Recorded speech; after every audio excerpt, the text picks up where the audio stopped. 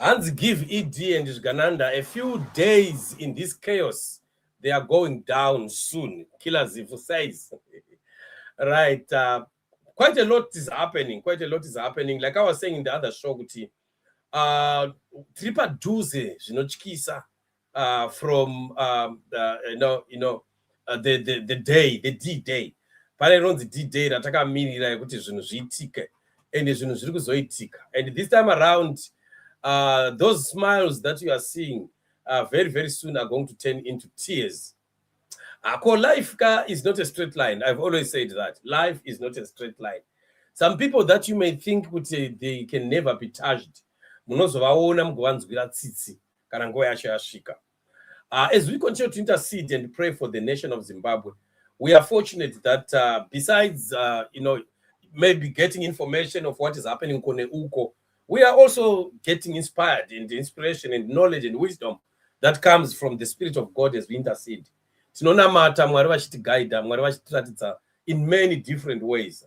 Takakomborerwa is a platform, I'm telling you, because we don't just rely on social media and news and whatever. No.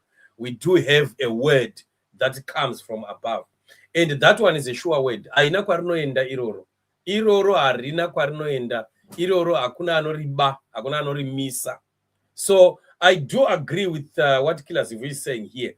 Although some people may not understand it. But just very few days to come, things are going to take a twist and a turn that many people will not be able to understand. And, the result of the prayers of the people of Zimbabwe are yielding results very, very soon. Atiskure. Tachitaura nenyaya yemamota dzatengwa idzo. And those cars dzatengwa dziya, they are a sign of what is happening. There is a possible resistance. Yavari kutoona kudhara kuti we are likely going to be facing a resistance of some sort. And that resistance, it is coming from the very same people vavari kuda kuzama kuita buy. So they want to buy these people. They want to buy the people. So the military guys, because they know that these remain a force to reckon with. Military guys remain a force to reckon with. And what we know is that the guys who don't matter to them, like the masses of Zimbabwe. The people of Zimbabwe, because we walk over them. Kana vakangovhota tinongochinja maelection acho totora tapedza navo vakada kudemonstrata todai torova vanhu zvopera vomhanya vodzokera kudzimba dzavo. The end of the day zvatopera. But pane vanhu vavanoziva that are a problem for them. Ndo vanhu vavari kutry kubribe at a big scale this time. And these people happen to be the military. And if the military was just like the Zimbabwean citizens, they were not going to be worrying about spending their stolen wealth in trying to appease them and bribe them. Right. So Killer Zivhu is saying just a few days. And if we analyze what he's talking about here, it's just clear. Because varume ava vavesa choto chavavesa ichi vazvivesera. Because this time around, pasvika pa point here yekuti they've dared the Zimbabwean people enough. And Killer Zivhu vakomana vasvika pasingasvikwi vapei mazuva mashoma chete hanzi vasvika pasingasvikwi. And I think it's quite clear. It's very clear. The guys have reached the climax. We have reached the pinnacle of our battle. Patashika apa ndo pa do or die. And as Gananda, I don't think somehow my sixth sense tells me kuti havasi kuzviona. It's just going to be just like how it used to be in the past. Walk by this one, walk through this one, and we get what we get. But to be honest, this issue of tampering with the constitution is very risky for Zviganda. Very risky. You remember last time we were talking about this, the CIO and how the CIO gave a memo that was, advising Ruka, could you please don't go this route. Because these guys are guys very intelligent and they gather information. And unfortunately, of course, for them, Varukushandiswa could gather information only to protect the elites. Avas could gather information of protecting the nation. But still, Vachi gather information for the elites. They've come back to the elites and told the elites, guys, don't go this route. But Ziva can thick skin here attached to here. They've disregarded the memo that came from the CIO. We will still do what we have to do. And one thing that pushes them to ignore such advice is because they've no other way out. Tikasadaro tozodi. Tikasadaro tozodi. Because if we allow 2028 to come, we are gone. And once we are gone, we are in trouble. What happens to our ill-gotten wealth? What happens to all that we have stolen and gathered for ourselves? And are we going to, what happens if we are going to be hunted for prison? Saka ndo pane fears avo ipapo manje. Saka vachizotsvaga even a route to survival, no matter how foolish the route may become, or even how risky it may be looking. They would rather take the risk than die standing. Saka vankuti we will die fighting than just to stand and die. But in both ways, death is still coming. Death is coming both ways. There's equal risk in every direction. Vakamira 2028, my elections, vakakwaturwa kudhara. Vakada kuti vaende futi varege kuita constitutional amendment. Vanoziva kuti saka toita sei, if we don't do that, then what? And ikoko futi kune danger. But ikoko kune possibility. That's the root manje. In a little bit of hope, we may win. That's why they are deciding to go that way. Because when they can't hope, but waiting for 2028, it's a non-starter that they can't afford. They would rather try something, even 2% possibility of success. Although in a 98% of risk, but in a 2%.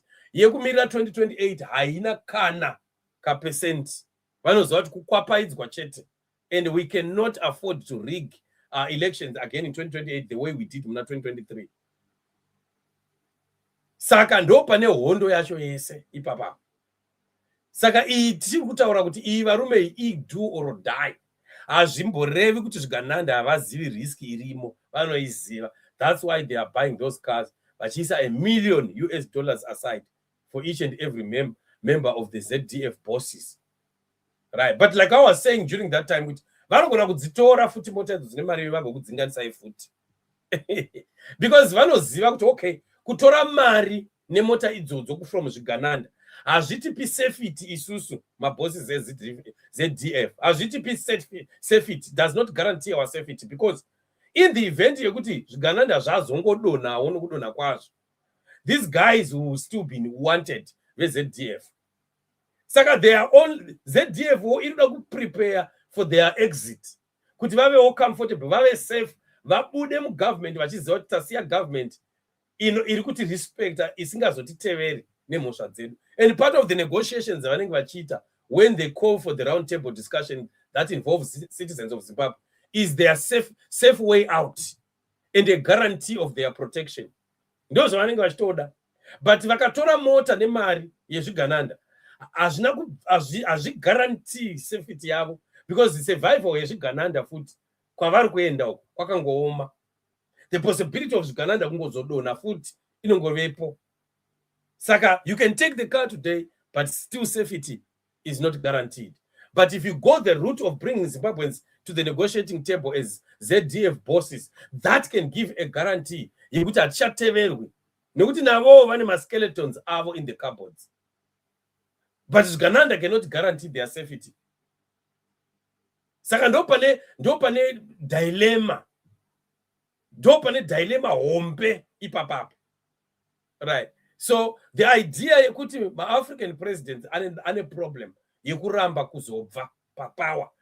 And at the end of the day, they will be removed. vanozobviswa nenzira dzisina kunaka, vanozobviswa nenzira yekuti manje dei vakazvidhisaidhira kubva vega, things would have gone better for themselves, for their families, for their loved ones. But vanongoda kuriska manje, vonosvika vanopinda papoint yekuti wakuzobva at a point where you can't negotiate even for your own children. Hauchakwanisiri kunegotiatirawo vana vako.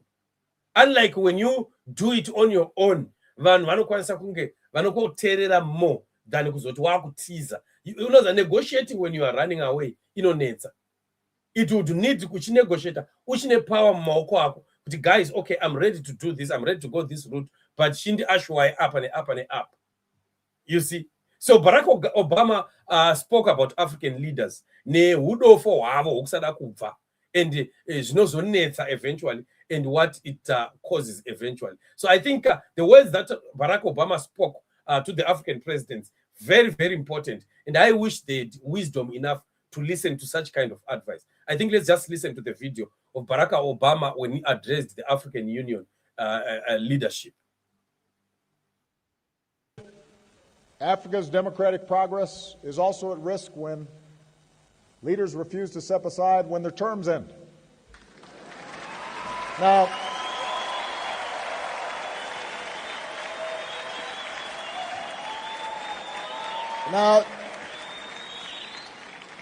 let me be honest with you. I do not understand this.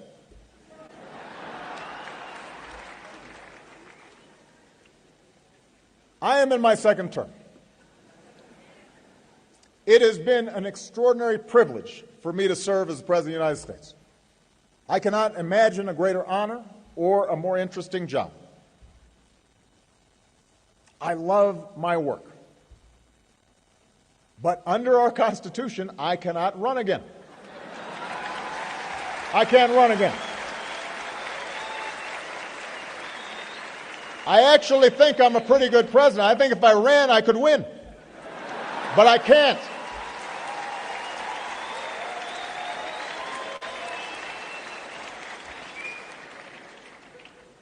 So there's a lot that I'd like to do to keep America moving, but the law is the law.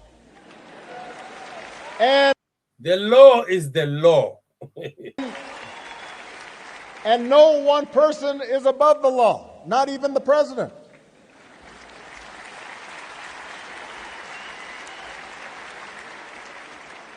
And I'll be honest with you, I'm looking forward to life after being president. I won't have such a big security detail all the time. It means I can go take a walk. I can spend time with my family. I can find other ways to serve. I can visit Africa more often. Right, that's exactly. But vanaruka manje, vanochka, izvozvo zviri kuwishwa nemamwe mapresident kuti ndomboitawo free kumbofamba-fambawo, ndombofambawo mustreet, ndomboendawo pari kugochwa brai, ndonomira-mirawo nchiita nyaya. Handi muri kuona, ava manje vanozvitya. Izvozvi zviruka ari president, haangafambi mustreet. After atosiya upresident, worse. Zvatova worse. Ndo zvavanotya izvozvo. That's what they are afraid of becoming ordinary. Because they know that without power, what we have done, the wrongs we have done, the crimes we have committed, they will come back and haunt us. Ndo pane fear yavo. In fact, somebody must be wishing no life after retirement. Saka varume ava havadi kuzvipa retirement. What kind of a life is that? You don't want to give your body rest. A point where you say, now I am just relaxing. I'm just eating my money, right? Enjoying my money in the last days of my life. Chinokutadzisa kuti ude kusvikayo ipapo chi. Akumana nyaya dzepolitics dzinokupinda mumaofisi nokudini zvine stress izvi. Zvinotone stress dzazvo. You see? Saka at old age, wakura wa munhu mukuru, unoziva kuti nyama body yako inenge yaneta, your brain is tired, your body systems are tired, they don't need too much pressure. Wakunida all time to wake up relaxing around your grandchildren. Just eating, fruits, drinking your juice and water and looking at your grandchildren play. usiyewo a memory in the life of your grandchildren. From 1980, vazukuru vamunangagwa vatombozivi sekuru kuspend time with sekuru, because every time he will be running all over. But they don't want to do that. They can't do that even if they want, because of what they carry. Vakatakura mitoro varume ava. Ndo iri kukonzera kuti vaite hondo dzesedzi dzekuzoti vakuona kuti nguva yakupera, makuda kutorwisa chacho chinokubvisai, which is the constitution. And you say kana iri constitution yacho ngaitobva tirambe tiripo. But manje machekera varume, manyangira yaona, this time around azvibudi. Hakuna, it will not work. You are hitting the road. Murukuru pasi vakomana. So garai makagadzirira. Be ready Zvigananda. Gadzirirai. Iyi yamatanga ihombe. Amuibudi. Tikuna mata nokudaidzira Mwari kuti Jehovha mupenyu ngaarambe akatsika kuitira kuti soko rake rizadzikisike panyika yeZimbabwe. We can't continue to suffer at the hands of evil people. Hazvigoneki izvozvo. Nguva yakwana. This is the time. And this is the season of change. Change will happen kunyika yedu, whether they like it or not. Let's keep praying and believing God for what God is doing. And we know that the season is now. And akutaurayi kudhara kuti musavhunduke zvenyu. Iyi ngaisakushaisai hope. Iyi ndo riva ravazvisetera vega. Muchanzwa kana rotinhuka. Richatinhuka zviri legendary. Vane misoro mukuru avo iri kupwanywa neriva ravazvitangira vega. So let's watch the space as we continue to pray. Thank you once again, family, for joining me on the show. Later, book of Romans, 285.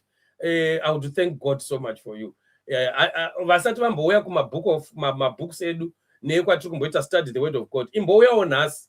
Umboti gambonzwawo nhasi kuti vane vachitaura kuti kudii ikoko. Kunongonakidzawo futi as much as zvatinongoita kuno. You might also find a word that could be beneficial to your life, that could change your life. You could also get healed as we pray for maybe and get a breakthrough for situations. Vanhu vakawanda vari kutukuva namatira ikoko vanosangana mabreakthroughs, vanhu vari kunzwa soko raMwari, life iri kuchinja, madoors ari kuopena. Kwewe unozvivengereiko kudaro? Why don't you just say, let me join them today? Ndimboonawo kuti handingawanewo change here ingaitika kuupenyu hwangu. Because it doesn't mean kuti hauna ma-challenges, but other people's problems are being solved. Vachiuya kuzoteerera soko tichinamata tese and so on. Why don't you give yourself a favor? Nhasi chete dei ndambonopindawo kushoko raMwari ikoko kuti dai ndingawana chingashandura upenyu hwangu. Dei tambouya tiri 285. I would thank God so much. But ndinoziva kuti hazviiti. Kune vamwe vanhu vanongonzwa kuti chimwe chinhu chiri maari chinongomudza kuti iwe hausi weko. Ndiani akataura? That's the devil speaking in you. Ndisatani anenge achitokunyepera. Soko raMwari rakatomirirawo newe kuti uuye. Jehovha vakakumirira. Come and meet us in the next show. Tinge tive tese. You will never regret it. You will thank yourself for the rest of your life. Pandakateerera apostle vachiti uya ndo pakashandukirawo upenyu hwangu. God bless you. Atisanganei next show, which happens to be the last show of the day, the book of Romans. Bless you and shalom.